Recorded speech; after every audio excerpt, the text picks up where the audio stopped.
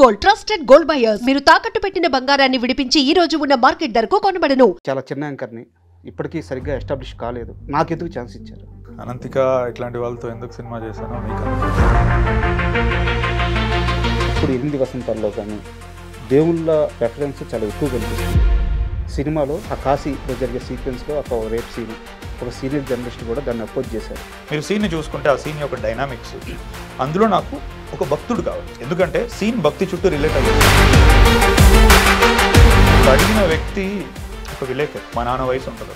ఘాటుగా నాకు ఇప్పుడు కూడా స్పందించబుద్ధి అవుతుంది, తిరిగి చురక పెడుతుంది.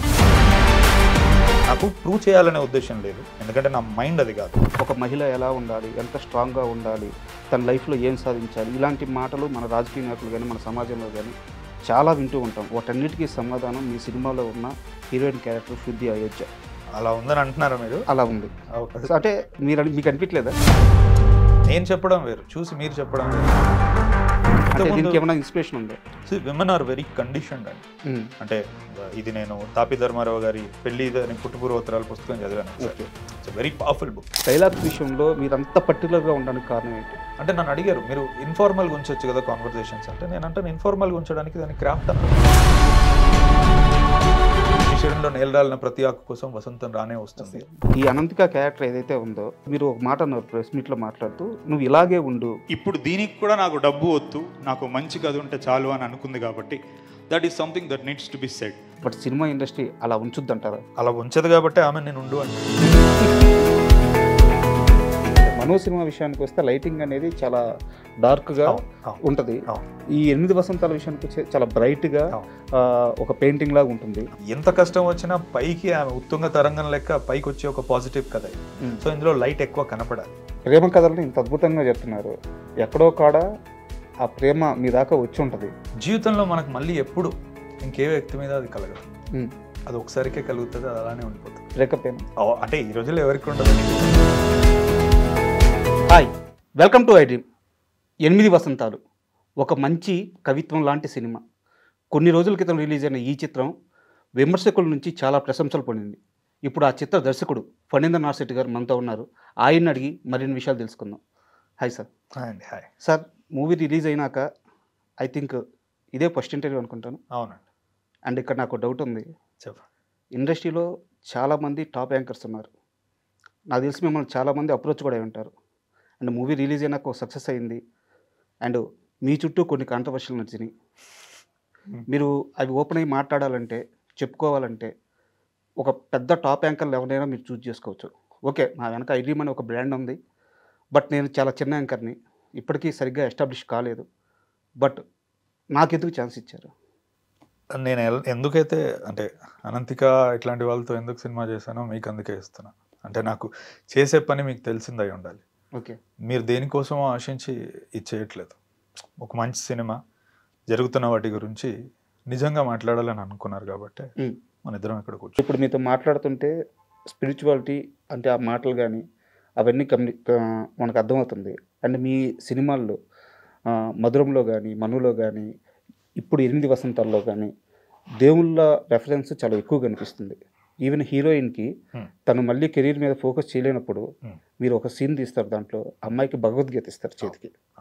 ఒక కష్ట సమయంలో భగవద్గీత చదువు అని ఒక డైరెక్టర్ సినిమాలో చెప్పారు అంటే వారికి ఆ మతం మీద కానీ, ఆ దేవుళ్ళ మీద కానీ ఎంత విశ్వాసం ఉందో అర్థమైపోతుంది. బట్ ఇదే సమయంలో మీ మీద ఒక కాంట్రవర్సీ వచ్చింది.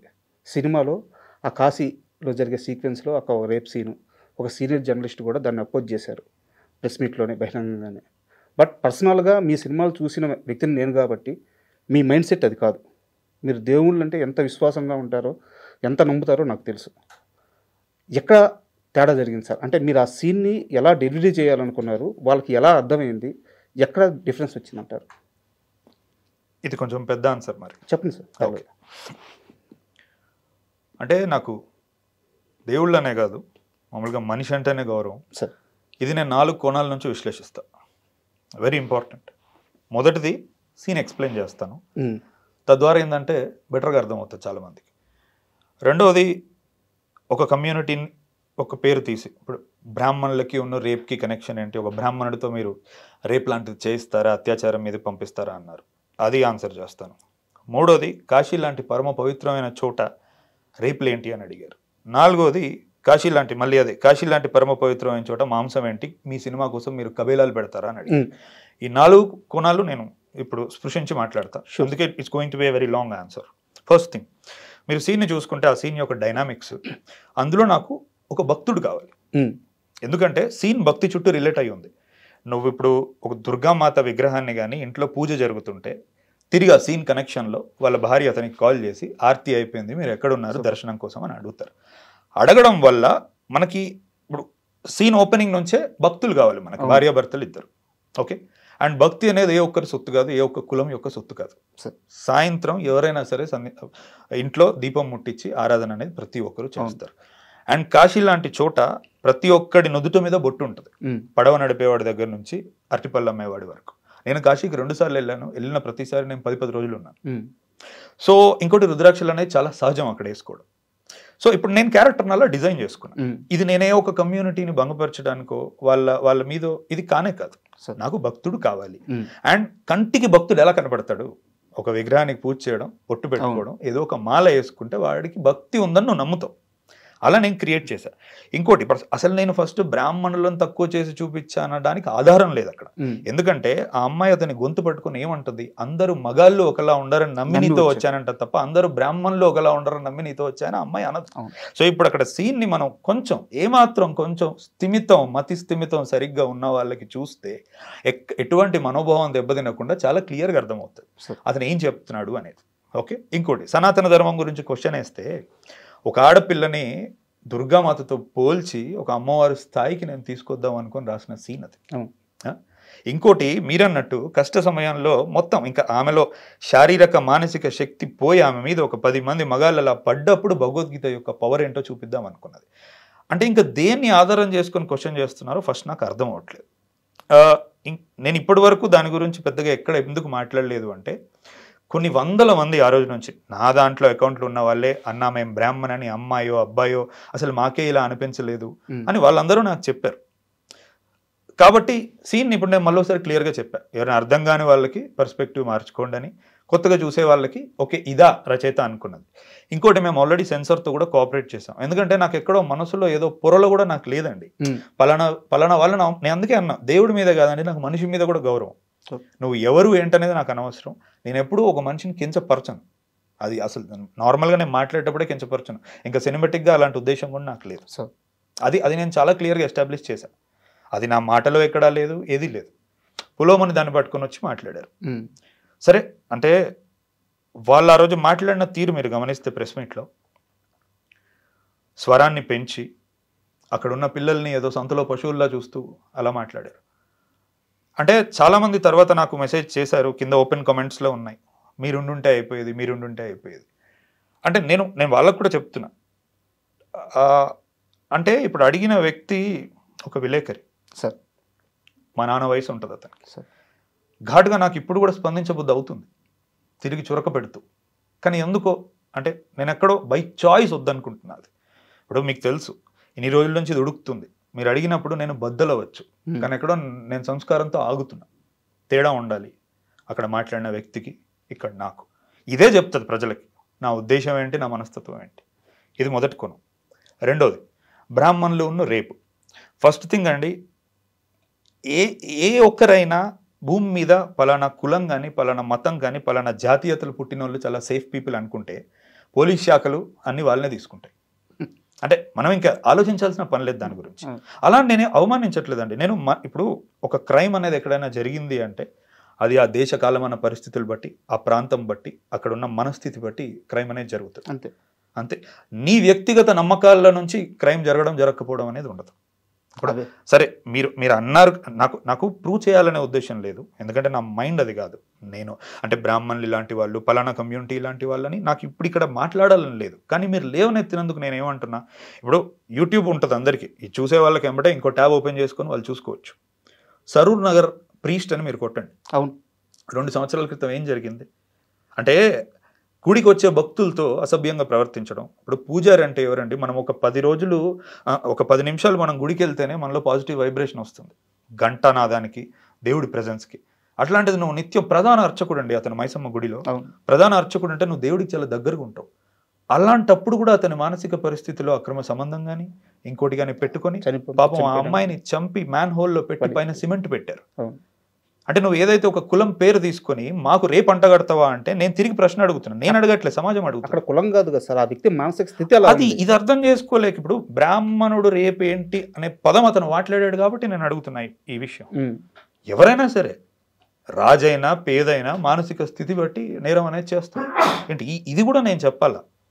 ఇప్పుడు నువ్వు ఒక విలేకరివి, సమాజ స్థితిగతులు ఏంటి, అవగాహన పరిస్థితులు నీకుండాలి. రచయితగా దర్శకుడిగా నేనే పెన్ను పట్టుకున్నప్పుడు ఇంత బాధ్యతాయుతంగా తెలుసుకొని ప్రవర్తిస్తున్నా. వందల మంది, లక్షల మంది, కోట్ల మంది చూసే ముందు నువ్వు ఒక ప్రశ్న లేవనెత్తే ముందు ఏం తెలుసు, ఎంత తెలుసు అని నువ్వు సమీక్షించుకొని నువ్వు అడగవు ఆ ప్రశ్న. అంటే నేను చెప్పేది ఏముందండి, అందులో ప్రజలు చెప్తున్నారు. కిందెళ్ళి కామెంట్లు చూస్తుంటే ఇప్పుడు నాకు అంటే నేను ఇప్పుడు ఫోన్ తీసి చూపించవచ్చు. ఒక అమ్మాయి ఆల్రెడీ నాకు మెసేజ్ కూడా పెట్టింది, రేపు మీరు ఈ విషయం గురించి మాట్లాడితే పలానా విలేకరికి నా సమాధానం చెప్పండి. నాకు ఇంకా అల్లరి చేయాలని లేదు కాబట్టి నేను ఫోన్ బయటికి తీయట్లేదు. ఇలాంటి ఎన్నో వచ్చినాయి. మూడో కోణం, అంటే కాశీ లాంటి పరమ పవిత్రమైన చోట రేపేంటి అన్నారు. 2 నెలల క్రితం అండి, ఇదే యూట్యూబ్లో వారణాసి గ్యాంగ్ రేప్ అని కొట్టండి, 23 మంది ఒక ఆడపిల్లని, అంటే 12th అమ్మాయి, వారం రోజుల పాటు అబ్డక్ట్ చేసి, డ్రగ్ చేసి, అసాల్ట్ చేసి రేప్ చేశారు. జరిగింది సార్. ఎక్కడ జరిగింది ఇది? అక్కడే కదా. అంటే అంటే ఎవడో తప్పు చేయడం వల్ల ఆ చోటు పాడవదు, అందరూ మంచోళ్ళు ఉండడం వల్ల ఆ చోట్లో ఏ తప్పు జరగదు అనేది మూర్ఖత్వం నేను అనేది. ఇప్పుడు కెలిడోస్కోప్ సిటీ అని ఒక పుస్తకం ఉంటుంది. ఒక ఫారినరు ఇండియాకి వచ్చి 1 year వారణాసిలో ఉండి ఆ పుస్తకం రాశాడు. అంటే నాకు వారణాసి అంటే చాలా ఇష్టం, కానీ కేవలం వారణాసి అంటే విశ్వనాథ్జీ టెంపుల్, ఈ ఘాట్సో స్పిరిచువల్ థింగో కాదు. అటువైపు వారణాసిలో చాలా వెల్ ముస్లిం పాపులేషన్ కూడా ఉంది. ఈ రోజుకి వాళ్ళు అక్కడ బనారసి సిల్క్స్ అనేది నేస్తారు. ఇక్కడ నుంచి నీకు ఎక్కడో ప్యారిస్ ఫ్యాషన్ వీక్కి వాళ్ళు ఆ బట్టలు పంపిస్తూ ఉంటారు. బిహెచ్యూ ఉంది, అల్లర్లు అవుతూ ఉంటాయి అక్కడ.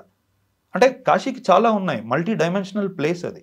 నువ్వు ఏం తెలియకుండా ఒక 3 రోజులు 4 రోజులు నువ్వు కేవలం ఒక భక్తుడిలా వెళ్ళిపోయి వచ్చి అంతే దాన్ని ఆపాదించుకోకూడదు కదా. ఇప్పుడు అంతమంది ముస్లిమ్స్ ఉన్నారు, వాళ్ళు మీట్ తినాలనుకుంటే గాల్లో నుంచి వస్తుందా మీటు? అక్కడేగా కొట్టేది. కాశీలో స్లాటర్ హౌస్ ఏంటంటే సరే, అదే గూగుల్లో ఓపెన్ చేసుకొని స్లాటర్ హౌసెస్ ఇన్ కాశీ అని టైప్ చేయండి. 2017 వరకు యోగి ఆదిత్యనాథ్ గారు సీఎం అయిన తర్వాత ఇల్లీగల్ స్లాటర్ హౌసెస్ ఏమన్నా ఉంటాయో వాటన్నిటిని బంద్ చేసి పబ్లిక్ హెల్త్ సెంటర్స్ చేశారు. వాటిని ఆయుష్మాన్ ఆరోగ్య కేంద్ర అంటారు. ఇప్పటికీ 1300-1400 స్క్వేర్ ఫీట్లో ఉన్న ఎన్నో కబేలాల్ని, స్లాటర్ హౌసెస్ని వాళ్ళు ఇప్పుడు మారుస్తున్నారు. అంటే ఇది ఏమీ తెలియకుండా, ఇలాంటివి ఏమీ తెలియకుండా అక్కడ కూర్చొని ఒక గొంతు పెద్ద చేసుకొని మాట్లాడితే ప్రపంచానికి నీకేం తెలీదో తెలుస్తుంది. ఈరోజు నేను మాట్లాడుతున్నా కాబట్టి నేను ఎంత తెలుసుకొని సినిమా తీసానో తెలుస్తుంది. ఇది అంటే ఇప్పుడు విలేకరుగా మీకు ఒక బాధ్యత ఉండాలి. మాట్లాడేటప్పుడు మీరు ప్రజలకి మాకు ఒక వారధి, మీరు అడిగిన ప్రశ్న వల్ల మేము ఆలోచించగలగాలి అంతే తప్ప మీ తెలియంతనం బయట పెట్టుకోకూడదు. మిడిమిడి జ్ఞానంతో మాట్లాడేసి అంటే ఏమనుకున్నారు, ఇలాంటి రోజు మళ్ళీ రాదనుకున్నారా? నేను సమాధానం చెప్పను అనుకున్నారా? ప్రతి అంశం గురించి క్షుణ్ణంగా నేను మాట్లాడగలుగుతా. గాలిలో నుంచి నేను లెక్కలు తీయను. మీరు ఏదడిగినా అందులో అది ఉద్దేశపూర్వకమైన రచన, నేను దాన్ని అప్రోచ్ అయిన విధానం. మీరు కబేలా అడిగితే నేను కబేలా చెప్పడం కాదు, మీరు గూగుల్ ఓపెన్ చేసుకొని చూసుకోండి అంటున్నా. ఈ రోజుల్లో ప్రతి ఒక్కరు చేసేది అదే కదా. ఇప్పుడు కాశీలో రేప్ అన్నారు, దానికి సమాధానం చెప్పిన. బ్రాహ్మణుడు రేప్ అన్నారు, దానికి సమాధానం చెప్పిన. సినిమా ఆ సీన్ని ఎలా చూడాలని నేను అనుకున్నానో అది కూడా నేను చెప్పాను. ఇంకా ఇప్పుడు దాని గురించి మిగతాది నాకు తెలిసి నేను ఫుల్ సర్కిల్ కొట్టా సార్. అండ్ ఫస్ట్ ఆ సీన్ ఓపెన్ అయిన తర్వాత నేను ఇదివరకు సినిమా చూశాను సార్.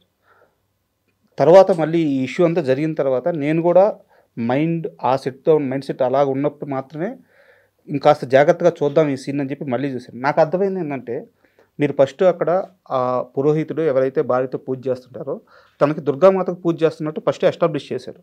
సీన్ అంతా అయిపోయిన తర్వాత పూజకి టైం అవుతుంది రమ్మంటే, పూజ ఏంటి, నేను ఏకంగా దుర్గామాతనే చూసేశాను అది చెప్పడానికి ఖచ్చితంగా ఒక భక్తుడు కావాలి. అదే సో మీరు అనుకున్న సీన్ అది, బట్ అది ఇదంతా ఎలా అయిపోయింది? అదే అంటే ఇప్పుడు సెన్సర్ వాళ్ళు కూడా ఓపెన్గా యాక్చువల్లీ అతను పూజ చేసేటప్పుడు మంత్రం ఉంటుంది, సంధ్యాస్నాన జపశ్చైవ అని మంత్రం ఉంటుంది. సెన్సర్ వాళ్ళు ఫస్ట్ తీయమన్నప్పుడు నాకు అర్థం కాల. ఎందుకు అని అడిగితే, ఎక్కడైనా రేపు కమ్యూనిటీ ఇష్యూస్ రావచ్చు అని అంటే, ఓ అవునా నేనైతే అలా చూడలేదండి. సరే మీరు అలా అంటున్నారంటే కోఆపరేట్ చేస్తామని మంత్రం తీసేసాం. ఉమ్, ఇంకోటి అతన్ని క్లోజ్ షాట్ చూపించినప్పుడు జంధ్యమును రుద్రాక్షలు ఉంటాయి అని అన్నారు. అరే నాకు మళ్ళీ అర్థం కాలేదు, ఇదేంటిది, ఒక తప్పు చేయాలనుకున్నాడా వేసుకోవచ్చు కదా అని. అక్కడ కూడా నేను నిజమే అయి ఉండొచ్చు, ఎవరినో బాధ పెట్టాల్సిన అవసరం నాకు లేదని నేను అక్కడ కూడా లాంగ్ షాట్కే వెళ్ళాను, క్లోజ్ షాట్ లేకుండా. దాని తర్వాత వాళ్ళు నాకు సర్టిఫికేషన్ ఇచ్చారు, ముందుకు వెళ్ళిపోయాం. అంటే నా ఉద్దేశం అదే అయితే కనుక నేను ఎందుకు కోఆపరేట్ చేస్తానండి? సరే. ఇప్పుడు నేను లోపల ఎక్కడా అనుకోలేదు అలా, ఏ వ్యక్తిని, ఏ పలానా కమ్యూనిటీని నేను ఎప్పుడు అలా అనుకోలేదు. సరే ఇప్పుడు లోకో భిన్న రుచి అంటారు, ఒక్కొక్కడు ఒక్కొక్క దృక్పథంతో చూస్తూ ఉంటాడు. కానీ దృక్పథాన్ని మార్చుకోవచ్చు కదండి. దృక్పథం అంటే ఏంటి? ఇటుకలతో కట్టింది కాదు అది. ఒకటి ఇంత నేను చెప్పిన తర్వాత మార్చుకోవచ్చు కదా. అంటే నేనేదో ఒక గొడవ జరిగింది, ఆ గొడవ గురించి మిమ్మల్ని అడిగితే మీరు రియాక్ట్ అయితే నా దగ్గర అక్కడి నుంచి నాకు స్టెప్ వస్తుంది, నేను ఆ ఉద్దేశంతో అడగలేదు సార్. వేరే డైరెక్టర్ అయి ఉంటే, నాకు తెలియకపోయి ఉంటే నేను నిజంగా ఈ ప్రస్తావన తీసేవాడిని కాదు. ఎందుకంటే మీరు మధురం సినిమాలో దేవేంద్రుడు అన్నారు, శివుడు గురించి రెఫరెన్స్ ఉంది, విష్ణువు గురించి రెఫరెన్స్ ఉంది, రాముడు సీత గురించి రెఫరెన్స్ ఉంది, ఇప్పుడు 8 వసంతాల సినిమాలో భగవద్గీత గురించి చెప్పారు. సో అంటే మీ సినిమాలో ఎక్కడో దగ్గర వీటి గురించి ప్రస్తావిస్తూ ఇంత నాలెడ్జ్ ఉన్న మనిషి ఈ తప్పు చేసి ఉండడే అని నాకు అనిపించి నేను ఈ ప్రస్తావన తీసుకొచ్చాను. అంతేగాని ఈ గొడవని ఇంకాస్త పెద్ద చేయాలను ఆ ఉద్దేశం లేదు సార్ నాకు. అంటే మీరు తీసుకొచ్చింది కూడా మంచిదే, ఎందుకంటే చాలా మంది నా నుంచి సమాధానం కోరుకున్నారు. అంటే నేను రిటర్న్ ఫామ్ లో ఇస్తే కూడా చాలా మంది మా టీంలో కానీ బయట ఆడియన్స్ కూడా అన్న ఒక వీడియో పెట్టండి అంటే, ఒకటి నాదంత సంకుచితమైన మనస్తత్వం కాదు. ఏదైనా జరిగిన వెంటనే ఇమ్మీడియట్గా దానికి ఒక వీడియో పెట్టి రిపోర్ట్ చేసే అంత ఐ బిలీవ్ ఇన్ రైటింగ్. అంటే నీకు డిప్లొమసీ అనేది అట్లనే వర్కౌట్ అవుతుంది, రాతపూర్వకంగానే చాలా చెప్పొచ్చు. సరే ఇలాంటి ఒక రోజు వచ్చిన రోజు అది మీరు అడిగితే సమాధానం చెప్దాం అనుకున్నాను తప్ప మీరు కూడా అంటే I should thank you for asking it. ఎందుకంటే ఇప్పుడు ఆబ్వియస్లీ ఇది అడగకుండా మనం ఇంటర్వ్యూ పెట్టామంటే కింద అందరూ అదే క్వశ్చన్ అడుగుతారు. అంటే మనం కళ్ళు మూసుకొని పాలు తాగుతూ ప్రపంచం చూడట్లేదు అనుకోవద్దు కదా.